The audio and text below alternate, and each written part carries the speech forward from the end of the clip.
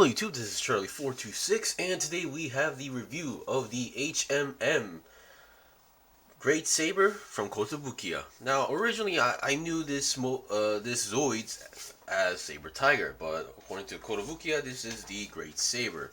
Now, usually you would expect 2 reviews from me like every week, but today, because of this kid, it took me a lot more time to build this kid. Which is why you're seeing 1 review this week. I started building this on a Friday night, but I wasn't able to finish it that night, so which is why it extended to Saturday morning, and then is now being reviewed on a Sunday morning. Now, for HMM, it stands for High-End Master Model Kit, and according to the manual, it's a 1:72 scale. And originally, those who know, who was like really back then, who knew about Zoids, it was usually made by Takara Tomy.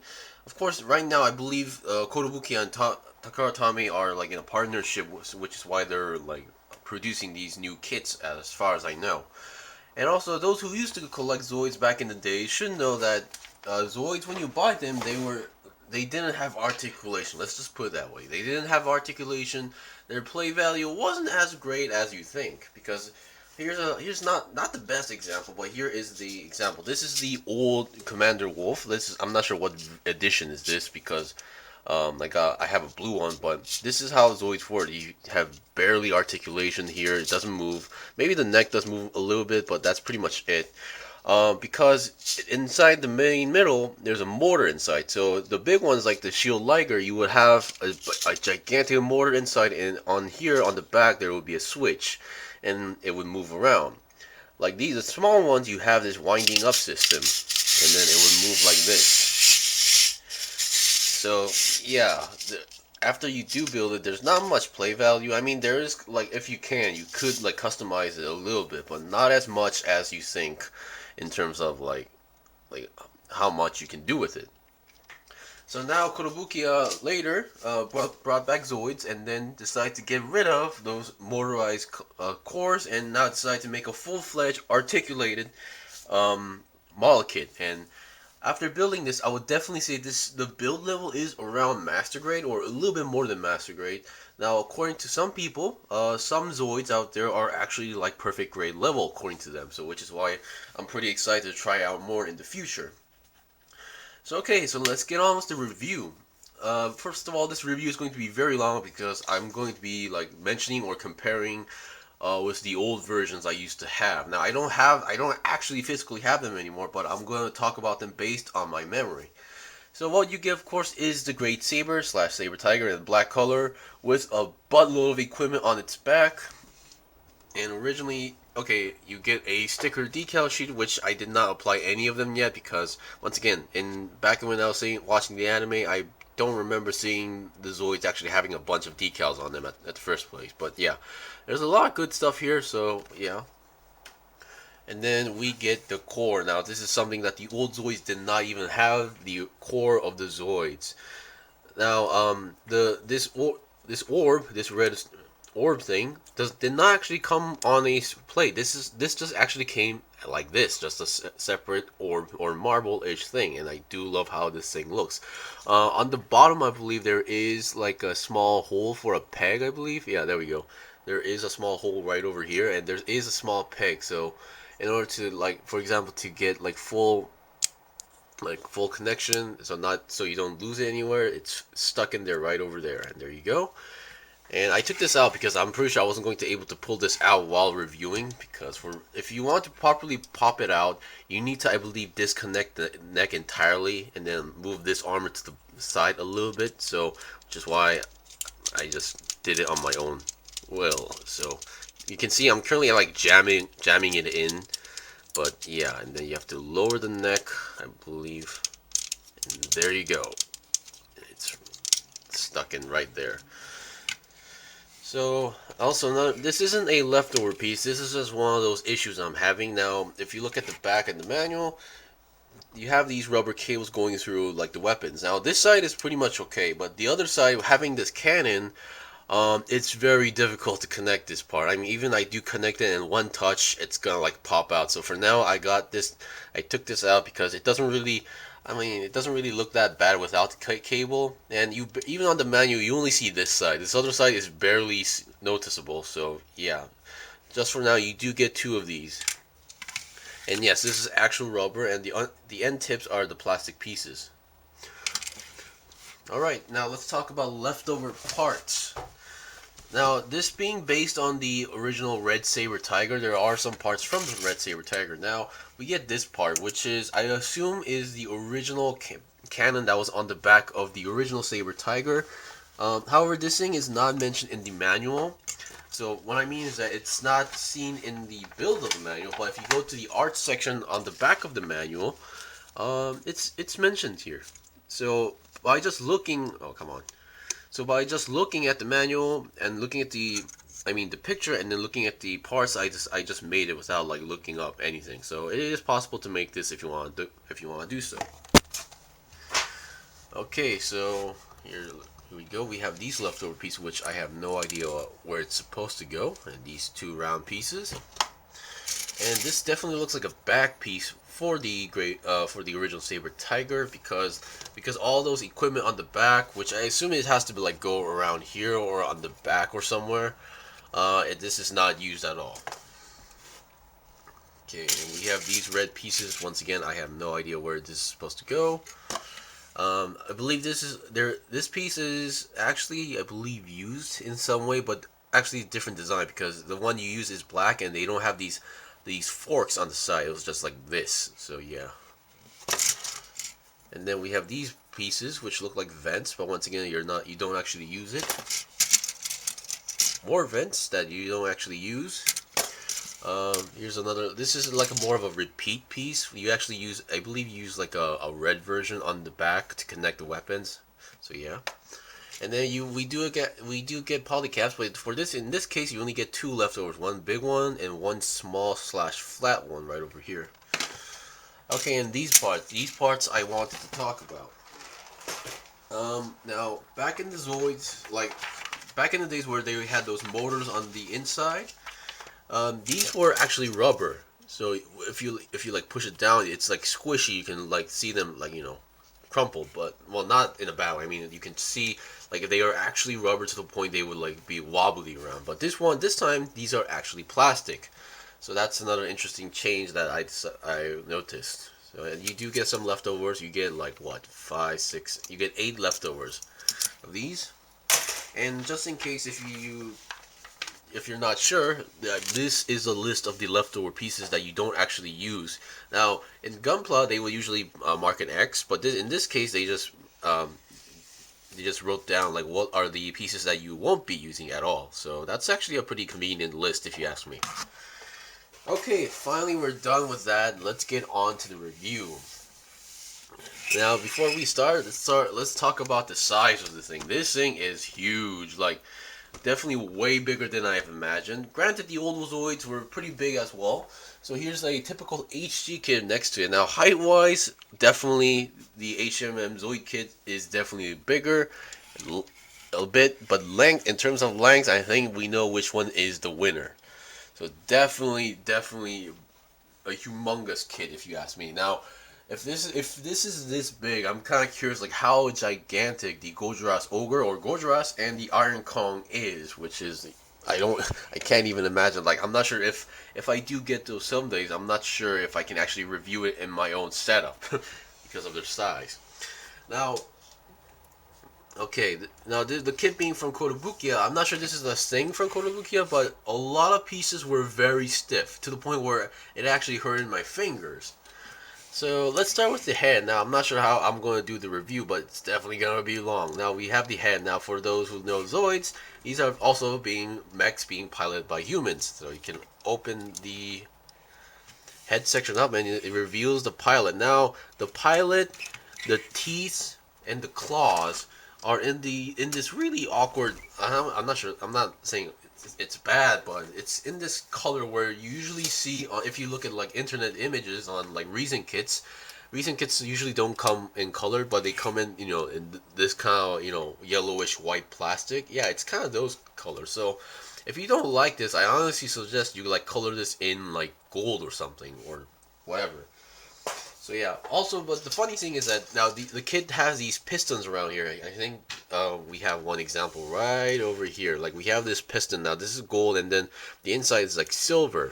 They actually do provide some pieces like those, and like these are the plates of those, and which is why it questions me. Like, couldn't they have done the same with the teeth or something? But oh well, that's just me thinking that way. Okay, so the head. Now, the only clear parts you get was actually the core and the eyes, I believe. So the head, well, let's talk about the mouth. The mouth can actually open up very wide. Actually, that's at this point. This is, I believe, this is more of the jaw, bro. The jawbone has, you know, disconnected, but yeah, it can go far that much. Now the teeth doesn't move, and it's kind of fragile, so be careful. But it is, ouch, sharp. I'd actually like to see how Jobby the Hong would react to these teeth, but yeah, they're very sharp. The head has like two moving points. First is the neck. You know, I think I should. Ow. Is the neck? It can go about down that much, and then once again you can see the piston, so it can go as long as the piston is connected, and then it can go up that much. And I do have some issues with some pieces. Number one is this piece that's on the neck. The other side is fine, but this keeps popping out, so I'm gonna like glue this later on. And then the actual head itself can go another down that much, and then up that much. And then it can go also side to side about let's say 10 degrees, I believe. So yeah, that's pretty much it. And you also have this moving flap on the side, which, you know, great detail. Okay, let's talk about how the structure is now. We talked about the head. Now, usually, like in terms of the old Zoids, you would think that even this one, like you would have a main core, and then you would be building up and more and more on that. But no, the way how the body is like built is that you have three sections: the front section, the middle section, and the back section. So you build three pieces individually and then later connect them. But how do you connect them? Not by a ball joint. But I'm not sure if you can see this on camera, but this is the part where some of you might actually get a heart attack. Is that now if you look at here, there's a peg right over here, and there's like a polycab right over here. So there's like an L shape, like an L-shaped polycab, and then you have to put it on here, so you have to go up like that. The connection at that part is very stiff, so to the point where you were actually kind of worried that you might break the peg, but don't worry, it works out. So just be, as long as you're cautious enough, it won't break. So you have one connecting point on the front and another connecting point on the back. So that's why. So you have some movement. By that, you get more movement out of the main body. So definitely Kotobukiya was concerned about the articulation regarding the Zoids, because once again the old ones had pretty much zero articulation. Okay, so these connecting points, they don't actually like connect something like the old ones, where sometimes you would connect the leg here, and then the peg that's on the body would come out to this point, and you would cover that up with this. This time this thing has no such thing. Everything is just for pretty much aesthetic. No actual functions on this one. So for the legs, or like, yeah, front legs, we have some articulation. It can go forward and backward that much. And then this thing actually does have pistons, I believe, on the inside, sort of. So it can go to the side that much. Yeah, I'm having really trouble taking videos of this one. It can go up that much and then down that much. So it doesn't have much upward and movement, but still, considering this is based on the animal, that makes total sense. And another issue I'm having, you saw this piece pop out, so which I'm gonna just show you guys right away. Oh boy. Now on the bottom section, we have this weapon, and it has these cables that connect to here. Yeah, just be careful, because they're not as tight as you think. So once you touch it, there is like a chance they might pop out. These cables are also rubber, one of those rubber cables, so which is why you see them wobbly around. And one more issue. Now, the issues I had were mostly like, you know, how should I say, like parts falling off issue, but which was one of those neck pieces I just mentioned. But one main issue I don't understand why I have is that is this piece right over here. Like, you can see they're like colliding, because this I actually grinded up, but I still need to grind them more. When I first built this, each side were too long to each other to the point they were colliding and like going on like their own separate ways. Like so, like it's supposed to be like this, but because both of them are so long, it's either becoming like this or this. So I had to like grind them up, but I really don't know why that was the case. But hopefully, when I buy another like variant of the Saber Tiger, hopefully that's not present. Okay, now let's look at the body articulation. So the body, you can see it has this up and down movement and then side to side movement. Oh boy, this kit being pretty big for like than the stuff I usually review. So I'm struggling to show you guys, but you can see it has this upward movement, and I believe it should be the same for the back movement. You can see there, you can see the legs moving or the back butt section moving up and down a little bit like that. Oh boy. So let's look at the side now. The way how this works is that now technically it's not moving directly left and right 90 degrees. It's actually moving at an angle for this. So you can see it's actually moving in an angle like that. So, and for the back legs, yeah, they're pretty much similar articulation. You can go forward and backward that much. Well, kind of, because it's also on an angle, so it's actually moving like forward like that, and then backward in not a vertical, but also in a certain direction, and also yeah, and this one I believe does not have any up and down movement because of how the inside piece is made, and also just for the leg itself, you can move upwards like 360 if you can, or if you can move your way around. If you don't have those antennas and such, you can go 360 if you want to do so, because it's just on a peg. However, I should mention, like, the pegs that connect the legs were just too tight to the point where I was worried that they might break after some articulation. So all 4 pegs, I did grind up those pegs to loosen them up with a metallic nail flyer like these. So just in case if you think like the pegs or certain pegs or joints are just too tight to the point where you're going to break something, do actually grind them up, because yeah, I remember when building a Kotobukiya armored core kit, and those parts were, all of it were so tight where I had to like put all my muscles in it to like put it in, and at the end day it was, my fingers were definitely in pain. So then we have the Fore Leg. We have this part, which I believe does not move as much, barely 90 degrees, so about, let's say, 60 degrees movement here. And then we also have the feet movement right over here, which moves around like 30 degrees, extra 30 degrees.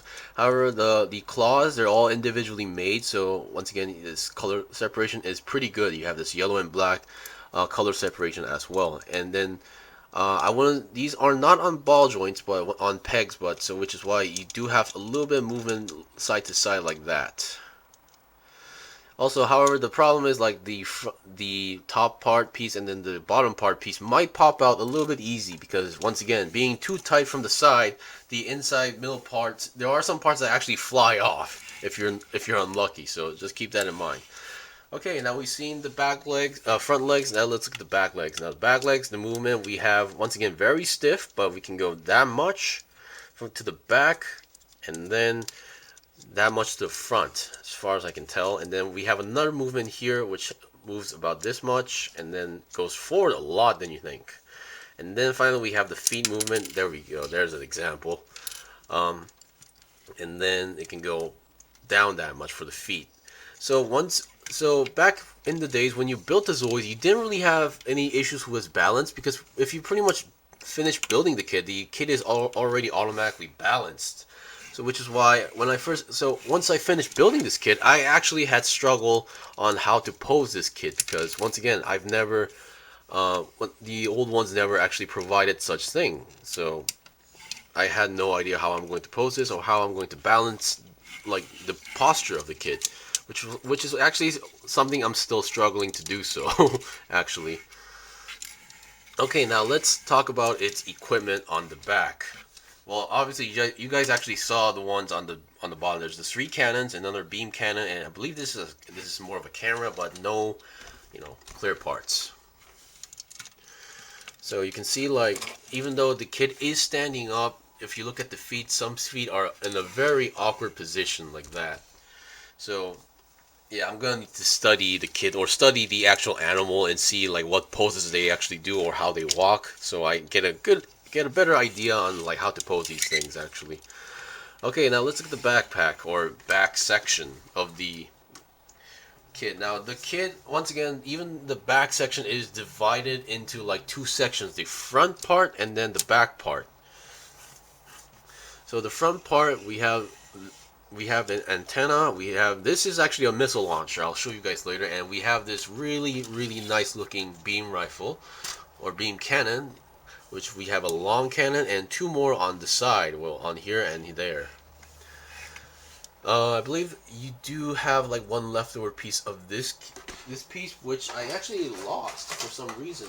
I don't know where it is, but yeah. But it's once again that leftover piece isn't that much of a important piece. But we have this cannon, and wait a second. What's going on with here? There we go. Now it's kind of loose. You know, I'm just gonna show you guys at this point. Oh God. So here we have. I'm just gonna disconnect the cable. So we have the front section right over here.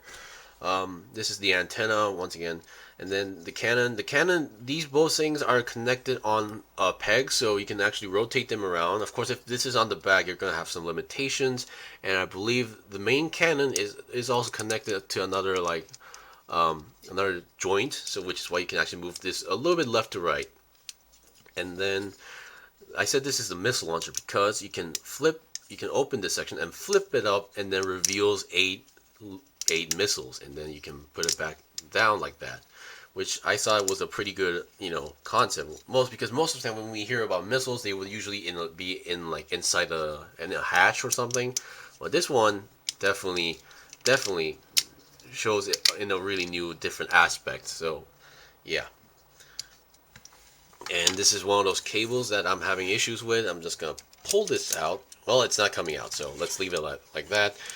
Here now, I said we only get two clear pieces, and here we have. It's more of a sticker. It's like one of those Wing Zero custom chest orb stickers right over here. So this is one. This is one you get. However, the interesting part is that this thing actually gets covered up by the front piece, which I don't know how this serves, but yeah. Oh boy, let's go back. Now these may look like opening hatches, but they're not. So don't be fooled.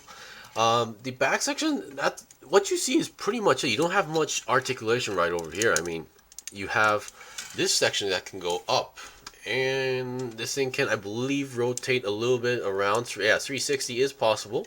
So that's pretty much it for this section, or at least at this part. But we have this wings flap. Now these, I believe these aren't like one of those blades like the Blade Liger's blade, but these are just wing flaps. So you can go to the side like this, and well, also you can move the wings up and down, and you can change the position of the wings like this. So if you want to go more to the side, you can go there, or you can push, oh boy, you can push this in and then limit how much far it can go. But once again, I do like how these things look like that. So that's as far as you go, and these things are just on hinges, so it can move them to the side or up. Of course, granted, these are like while every part is like very stiff, like these are like one of the few parts that actually feels loose. So, and we have the tail now. Usually the tail were done terribly on the old Zoids. They would be just be a plastic line. Of course, the Saber Tigers being short, it doesn't really matter, but the tail can go down that much, up that much, and it does, I believe, no, it does not have any side-to-side movement. So yeah, but we do have a nice-looking wing flap and weapons on the tail. However, I believe in the show we never actually, sorry about that. In the show, we never actually see them actually use the, the weapons on the tail. Oh, great. Just great. I just broke something. Again. Anyway, that was pretty much it for the review. Once again, the build time is very long, so if you want, this kit will take you some time, so be ready for that. And there are some pieces where you're going to need to grind up just to make sure or ensure that you don't have any pieces like breaking off while moving. Of course, there are some fragile pieces, so be careful about that part as well. Anyways, thank you for watching the review. This was the review of the HMM, or high-end master model kit of the Great Saber from Kotobukiya. If you guys got any questions or requests, leave a comment below. I still have more kits to buy and build and make reviews out of, so please stay tuned. Until then, see you guys next time.